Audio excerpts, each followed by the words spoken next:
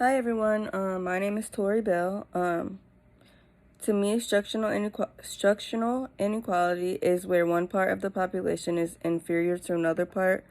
Um, One aspect of structural inequality that I find interesting is how education is different depending on where you live. Um, I grew up in Kent, Ohio, and in Kent, Ohio, I believe that we had better access to education than some children in Akron do.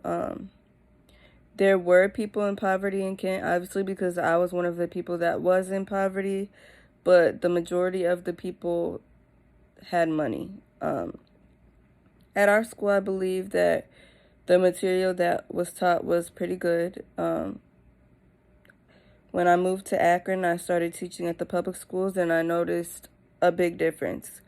There were so many children falling behind, and yet they were still able to move to the next grade. And that was just so weird to me because, like in Kent, if we had a child that wasn't understanding or wasn't getting the material, then they would be held back and they wouldn't be able to move to the next grade until they were able to understand the material. I worked at a daycare and there was a third grader that still couldn't read, and I just didn't understand because I didn't understand how she was able to make it to the third grade without ever knowing how to read. Um, that was just very sad to me. My boyfriend's kids, they go to a very nice school in Akron called the Lady of the Elms, but it's very expensive. So if you don't have the money to pay for that kind of school, then you have to put your children in public school. And there's so much that goes on in the public school that I believe that it's so hard for some of the children to learn. It's very sad to me because in Kent, everyone had access to the good education.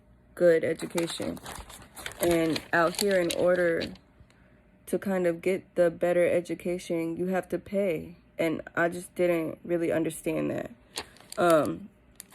It's also very hard for kids to do well when their parents don't work with them at home. But some parents in poverty have so much stuff going on that working with their children is not their main priority. It's very sad, but sometimes there's so much more that goes on that some people don't know about that the children end up falling behind.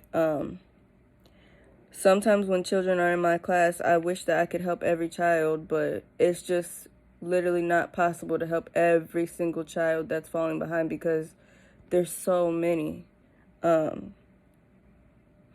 think that we need to find a way to be able to decrease the numbers of poverty and help out these families in poverty more so that we can see kids do better, families do better, everyone just be able to do better so that they are able to get out of these systems and just get out of poverty in general.